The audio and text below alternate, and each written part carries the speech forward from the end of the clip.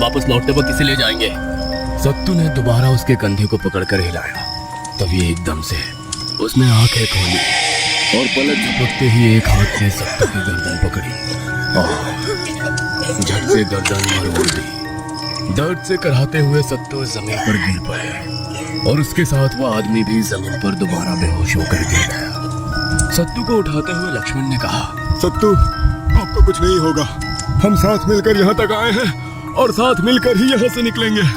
सत्तू ने कराहते हुए कहा, लक्ष्मण, मैं आप लोगों के साथ भीतर नहीं आ सकता।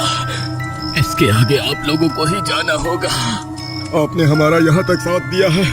आपको इस हालत में छोड़कर हम आगे नहीं जा सकते। हम आपको साथ लेकर ही जाएंगे। लक्ष्मण की आंखें नम थी। सत्तू ने लक्ष्मण का कंधे पर लिया हाथ अपने हाथ में लेकर कसकर पकड़ते हुए कहा, मेरी फिक्र मत करो, बस एक काम करना, इस बेहोश साथी के हाथ पैर कसकर बांध देना और मेरी आंखों पर पट्टी बांध देना। आंखों पर पट्टी? हाँ, वो इसलिए कि वो शैतान हमारी नजर के जरिए हमारे दिल और दिमाग को कमजोर कर देता है। ठीक है। लक्ष्मण ने अपने एक साथी से कहा, तुम कुछ लोग जल्दी से जल्दी सूखी लकड़ियां इकट्ठा करो। लक्ष्मण के कहने पर सभी साथी आसपास की लकड़ियां इकट्ठी करने में जुट गए। उन्हें देखते हुए लक्ष्मण कहने लगे, बाकी लोग इस जगह को साफ कर दो ताकि आग यहीं तक सीमित रह जाए। ज्यादा से ज्यादा सूखी लकड़ियां इकट्ठी करो और यहाँ इस जगह पर रख दो। इन लकड़ियों को जला दो। इस जगह पर बड़ी सी आग जला दो ताकि हम लोग रास्ता न भटक जाए।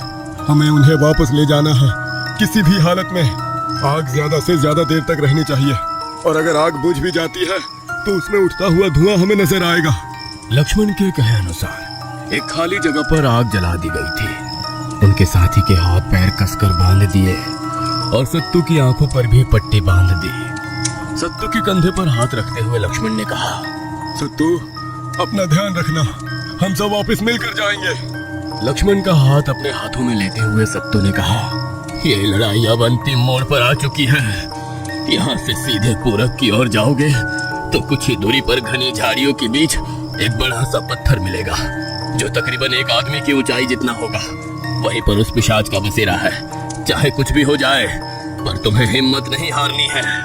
सत्तू के कंधे पर हाथ रखते हुए लक्ष्मण ने कहा, हम तुम्हें लेने आएंगे। इतना कहकर लक्ष्मण नम आंखों से पीछे मुड़े और उनके साथ ही अपनी मंजिल की तरफ जाने लगे। भारी कदमों से चलते लक्ष्मण को अकेला महसूस होने लगा। फिर क्या हुआ? राक्षसों ने देवी माँ को पहचाना नहीं। वे देवी माँ का हौसला तोड़ने की कोशिश करने लगे। हजारों विषैले नुकीले बाणों की बारिश की। हजारों सांप जैसे आग उगलती जानवर छोड़े गए। दानवों की सेना अकेली देवी माँ को बंदी बनाने गई, पर देवी माँ की एक हुंकार भर से सबको खत्म कर दिया। फिर क्या हुआ? क्रोध से भरे शुंभ निशुंभ ने दो सबसे शक्तिशाली दानवों को भेजा। कौन थे वो शक्तिशाली दानव? चंड और मुंड। वे दो महाशक्तिशाली और मायावी दानव देवी माँ को बंदी बनाकर ले जाने के लिए रणभूमि में पहुंच गए। अपने हथियारों से उन्होंने देवी माँ पर प्रहार किया और ये देख देवी माँ का क्रोध और बढ़ गया। उन्होंने चंड के बाल पकड़े और एक ही वार में उसकी गर्दन धड़ से अलग कर दी और दूसरे वार में मुंड की गर्दन माँ के हाथों में थी। तब से हमारी देवी माँ का नाम चामुंडा हो गया। सभी लोगों का दल भीतर और भीतर जाने लगा। अब उन्हें वो जंगल ढूंढनी थी जहाँ पर उनकी बेटी हो सकती थी। अब उस घनी झाड़ियों के बीच से हर कोई संभल कर कदम बढ़ा रहा था। तभी मशाल की रोशनी में लक्ष्मण की नजर जमीन पर एक जगह पर गई। अपने साथी के हाथ से मशाल लेते हुए वो जमीन पर पड़ी उस चीज की तरफ चलते हुए उसे गौर से देखने लगे। बाकी सब लोग भी लक्ष्मण को ही आगे बढ़ता देख रहे थे और फिर जमीन पर पड़ी वो चीज देखकर लक्ष्मण एकदम से टूट गए। पल भर में उनकी हिम्मत जवाब दे गई। इतनी जोखिम लेकर भी वो जंग हार चुके थे। उनकी आंखों से पानी छलकने लगा। भरी आंखों से उन्होंने जमीन पर पड़ी उस चीज को उठाया तो वो उन्हीं की बेटी का कटा हुआ सर था, जिसे ढूंढने के लिए उन्होंने इतनी बड़ी जोखिम उठाई थी। अपनी बेटी का कटा हुआ सर देखकर वो फूट फूट कर रोने लगे। उन्हें इस तरह रोता बिलखता देखकर पीछे खड़े उनके छोटे भाई ने कंधे पर हाथ रखकर कहा, भैया क्या बात है, रो क्यों रहे हो? उन्होंने अपने छोटे भाई को वो कटा हुआ सर दिखाया और सभी हैरान हो गए। लक्ष्मण भी हैरान हो गए, क्योंकि वो कटा हुआ सर नहीं बल्कि एक पत्थर था जिसे वो अपनी बेटी का कटा हुआ सिर समझ रहे थे। वो चौंक गए, पर अगले ही पल वो समझ गए कि ये सब छलावा कर रहा है। उन्होंने हाथ में पकड़े उस पत्थर की तरफ देखकर धीमी आवाज में कहा, तुमने ये नजारा दिखाकर बहुत बड़ी गलती की है। अब तुम हमें जितना डराओगे उतना हमारा डर खत्म होगा। हमारी हिम्मत जितनी बार भी तोड़ने की कोशिश करोगे, हमारी हिम्मत उतनी ज्यादा बढ़ेगी। और अब अगर सचमुच भी मेरी बेटी का कटा हुआ सर तुम मेरे सामने ला दोगे ना, तो भी मैं हिम्मत नहीं हारूंगा।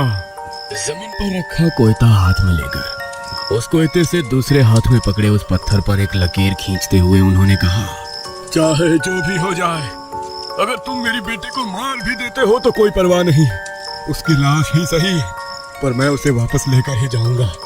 तुम चाहे जो भी कर लो, और ये पत्थर की लकीर है। उस पत्थर को वहीं जमीन पर रख दिया और अपने हाथ में लिए कोयते से झाड़ियों को काटते हुए रास्ता बनाकर आगे बढ़ने लगे। बीच बीच में पीछे मुड़कर देख रहे थे ताकि इस बार उनका कोई भी साथी उनके दल से दूर ना जा सके। वे सब आगे बढ़ रहे थे कि तभी उन्हें किसी के कराने की आवाज सुनी थी। उन्होंने पहचान लिया कि ये आवाज उन्हीं की बेटी की है, पर उन्होंने उस आवाज की तरफ ध्यान नहीं दिया। वे आगे बढ़ते रहे, पर जैसे जैसे वे आगे बढ़ते गए वो आवाज और भी तेज होने लगी और एक जगह पर जाते ही उन्हें किसी ने पुकारा, बाबा मैं यहाँ हूँ। उन्होंने अपने दल के लोगों की तरफ देखकर दबी आवाज में पूछा, क्या किसी ने वो आवाज सुनी? हाँ, आवाज तो आ रही है, शायद वही आपकी बेटी है। हो सकता है, पर यह भी तो हो सकता है कि वो शैतान हमारे दिमाग से खेल रहा हो, इसलिए हमें चौकन्ना रहना होगा। और वो आगे बढ़ने लगे, तभी दोबारा उनके कानों पर वही आवाज पड़ी, मैं यहाँ हूँ, मुझे यहाँ से जल्दी निकालो, बहुत डर लग रहा है बाबा। सब एक जगह खड़े हो गए और आवाज की दिशा को समझने की कोशिश करने लगे, पर वो आवाज उस जगह में जैसे घूम रही थी, कभी दाईं तरफ से तो कभी बाईं तरफ से, कभी किसी पेड़ के ऊपर से तो कभी दूसरे गड्ढे से। हाथ में मशाल लिए एक साथी ने आसपास नजरें घुमाते हुए कहा, लगता है ये भी एक छलावा है जो। वो आगे कुछ बोलता कि अचानक उसके पैर पर कुछ ठंडा और चिपचिपा रेंगता हुआ महसूस हुआ। उसे अजीब सा लगा। उसने झुककर नीचे देखा, लेकिन इससे पहले कि वो कुछ समझ पाता, उसके पैर को किसी ने कसकर पकड़कर जोर से खींच लिया। एक झटके में वो जमीन पर गिर पड़ा। उसके मुंह से निकली डरावनी चीख घने जंगल के सन्नाटे को चीरते हुए काले आसमान में गूंज उठी। घबराहट और दर्द से उसकी उंगलियां मिट्टी में धंस गई। सामने खड़े उसके बाकी साथी तेजी से घटी इस डरावनी घटना से अंदर तक हिल गए थे। वे उसे उठाने के लिए आगे बढ़ते, तभी जमीन पर गिरे उस आदमी को कोई अजीब सी ताकत पीछे की तरफ खींच कर ले जाने लगी। वो बुरी तरह चिल्लाने लगा, उसकी सांसें तेज हो गई। बचाओ, कोई मुझे बचाओ। उसने पूरी ताकत से चिल्लाना शुरू किया और उसके साथी भी उसे बचाने के लिए पूरी ताकत से उसके पीछे दौड़ रहे थे। सभी साथी घबरा गए थे। उसे पकड़ने की कोशिश करो, लक्ष्मण ने चिल्लाते हुए कहा। दौड़ते हुए वे उसके करीब पहुंच गए थे, लेकिन इससे पहले कि वो पकड़ पाते, किसी शक्ति ने जोर से उसे जमीन पर घसीटा और दूर ले जाने लगा। उसकी चीखें और दर्द अब डर से भर चुकी थी। वो अपने नाखूनों से जमीन खरोचते हुए खुद को रोकने की कोशिश कर रहा था और घसीटने के साथ उसका पेट और टांगों पर मिट्टी और पत्थरों की चोट से खून रिसने लगा। तभी लक्ष्मण और एक अन्य साथी ने छलांग लगाकर उसका मुंह पकड़ लिया। उनके हाथों से उसके खून से लथपथ हाथ फिसल रहे थे, लेकिन वे उसे कसकर थामे रहे। बाकी साथी भी मदद के लिए दौड़े। उन्होंने मिलकर पूरी ताकत लगाई। वो घसीटने वाली शक्ति इतनी प्रबल थी कि उनकी पकड़ भी छूटने पर थी। आखिरकार एक जोरदार खींचाव के बाद उन्होंने उसे बचा लिया। वो डरा सहमा सा जमीन पर गिरा पड़ा था। उसके शरीर से खून बह रहा था और उसकी सांसें तेज थी। उसकी आंखें अब भी अंधेरे में कहीं दूर गड़ी हुई थी, मानो वो कुछ था जो अब भी उसे देख रहा हो। वो हमें मार डालेगा। वो शैतान बहुत ताकतवर है। उसने शायद अब तक सत्तू और हमारे दूसरे साथी को भी खत्म कर दिया होगा। अब हमारी बारी है। यह उसका इलाका है। वो कहीं से भी हमला कर सकता है। हम सब बकरियां झुंड बनाकर एक भूखे और खूंखार भेड़िए के इलाके में आ गए हैं, जहाँ से हमें कोई नहीं बचा सकता। एक एक करके सब मारे जाएंगे। कोई नहीं बचेगा, कोई भी नहीं। रोते हुए वो लगातार बड़बड़ा रहा था। उसकी कांपती हुई आवाज वहां मौजूद हर एक इंसान का हौसला तोड़ रही थी। उसकी तरफ देखकर लक्ष्मण ने कहा, तुम शांत हो जाओ। तुम्हारी हालत मैं समझ सकता हूँ। तुम डरो मत। तुम्हें क्या लगता है मैं पागल हूँ? ये सब बकवास कर रहा हूँ। यही सच है। अपनी एक बच्ची को बचाने के लिए तुमने इतने सारे लोगों की जिंदगियों को खतरे में डाला है। तुमसे ज्यादा स्वार्थी इंसान मैंने जिंदगी में नहीं देखा। उसकी बात सुनकर लक्ष्मण कुछ बोलते, तभी दूसरे आदमी ने कहा, सही कह रहा है। एक बच्ची को बचाने के लिए कितनी सारी जिंदगियां दांव पर लगा दी। एक बच्ची मर जाती तो किसी को क्या फर्क पड़ने वाला था। अरे वैसे भी आए दिन बीमारियों से कई बच्चे मारे जा रहे हैं। उन दोनों की बात सुनकर उन्हीं के गांव का एक आदमी आगे आया और बोला, हाँ सही कहा। अरे उसकी बच्ची मर जाती तो किसी को क्या फर्क पड़ता। फर्क तो उसे पड़ता है जिसके सीने में दिल है। फर्क उसे पड़ता है जो जिंदगी की अहमियत समझता है। और फर्क उसे भी पड़ता है जिसने किसी अपने की मौत को कभी बेबस होकर देखा है। हाँ, तुझे तो तकलीफ होगी ही ना। तेरी बहन को इसी तरह उस शैतान ने मार दिया था, इसलिए तुझे तकलीफ होना लाजिमी है। सही कहा ना मैंने? हाँ सही कहा। मैंने बेबस होकर अपनी बहन की मौत को महसूस की।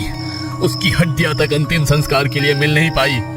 सिर्फ सत्तू ने हिम्मत कर उस इलाके में जाने के लिए तड़प रहा था, पर तुम गांव वालों ने उसे उसी के घर में हाथ पैर बांधकर जकड़ रखा था। बेचारा सत्तू रोता रहा, बिलखता रहा। वो इसलिए कि तेरी बहन की शादी सत्तू से होने वाली थी। तेरी बहन के मरने के बाद अब तक कुंवारा बैठा है। हाँ सही कहा तुमने। तब सत्तू ने हिम्मत दिखाई थी, आज उस इंसान ने हिम्मत दिखाई है। तब मैं बेबस था, पर आज नहीं। इस बार मैं आखिर तक जाऊंगा। वैसे भी हम सब अपनी मर्जी से उनके साथ आए हैं। उसने हम पर कोई जोर जबरदस्ती नहीं की या हाथ जोड़कर मदद की भीख भी नहीं मांगी थी यहाँ आने के लिए। तभी पेड़ के नीचे बैठा उस जख्मी आदमी ने कहा, तुम चुप रहो। हमारे गांव के होते हुए भी तुम इनकी तरफदारी कर रहे हो। तुझे इसने जरूर पैसे दिए होंगे, साले स्वार्थी। वो आगे कुछ बोलता कि तभी सामने खड़े उस आदमी ने झट से कोयता निकाला और आगे कदम बढ़ाकर सीधे उसकी गर्दन पर रखकर गुस्से से कहा, स्वार्थी मैं हूँ? हाँ, क्या मुझे नहीं पता? तुम लोग क्यों आने के लिए तैयार हो गए? चोरी चक्कारी डकैती करने वालों, तुम चारों को जंगल में छुपा खजाना चाहिए था। सालों से हम सुनते आए हैं कि जंगल के उस इलाके में बहुत बड़ा खजाना छुपा हुआ है, पर यहाँ आकर तुम लोगों को पता चला कि खजाने की बात झूठ निकली और आगे बढ़ने का कोई फायदा नहीं। स्वार्थी तुम लोग हो, मैं नहीं। और अब अगर तुमने अपनी बकवास बंद नहीं की तो यहीं पर तेरी गर्दन धड़ से अलग कर दूंगा। याद है ना पुजारी जी ने क्या कहा है? कोई तेरी लाश लेने के लिए भी यहाँ नहीं आएगा। उसे रोकते हुए लक्ष्मण ने सबकी तरफ देखते हुए हाथ जोड़े। आप एक ही गांव के हैं, मेरे लिए आपस में मत लड़िए। आप सब यहाँ तक मेरा साथ देने के लिए आए, यही मेरे लिए काफी है। अभी भी देर नहीं हुई है। जो भी वापस जाना चाहता है वो चला जाए, उसे कोई कुछ नहीं कहेगा। आप यहाँ तक आए, यही मेरे लिए बहुत बड़ी बात है। सब एक दूसरे की तरफ देखने लगे और तभी जमीन पर बैठा वो आदमी लंगड़ाते हुए खड़ा हो गया। एक पेड़ का सहारा लेकर उसने सबकी तरफ देखकर कहा, मैं वापस जा रहा हूँ। जैसे आना है वो आ सकता है, जिसे मरना है वो बेशक उसके साथ जा सकता है। हाँ, अपने पास ली मशाल पर कपड़ा बांधकर उसे जलाया और जिस रास्ते से आए थे उसी रास्ते से वापस जाने लगा। हाथ पैर जख्मी होने के कारण वो लंगड़ाते हुए चला जा रहा था। उसे वापस लौटता देख उसके पीछे दल के और भी 3-4 लोग जाने लगे। गांव से निकले 16 लोगों के दल में अब कुछ ही लोग बचे थे। दल के बचे हुए लोग उन लोगों को वापस जाता हुआ देख थोड़े हताश हो गए। लक्ष्मण भी हताश थे। उन्होंने बाकी लोगों की तरफ देखा और कुछ कहते, तभी एक आदमी ने उनसे कहा, लक्ष्मण, यहाँ जो भी मौजूद है वो अपनी मर्जी से आपके साथ आगे आ रहा है। हमारे साथ जो होगा उसके लिए हम खुद जिम्मेदार हैं, इसलिए आप खुद को दोष ना दें या अपने आप को अपराधी ना समझे। लक्ष्मण एक हाथ से जलती मशाल और दूसरे हाथ में हथियार लेकर आगे बढ़ने लगे। दल के बाकी लोगों का हौसला भी टूट गया था। बगैर कुछ बोले सब भीतर और भीतर जाने लगे।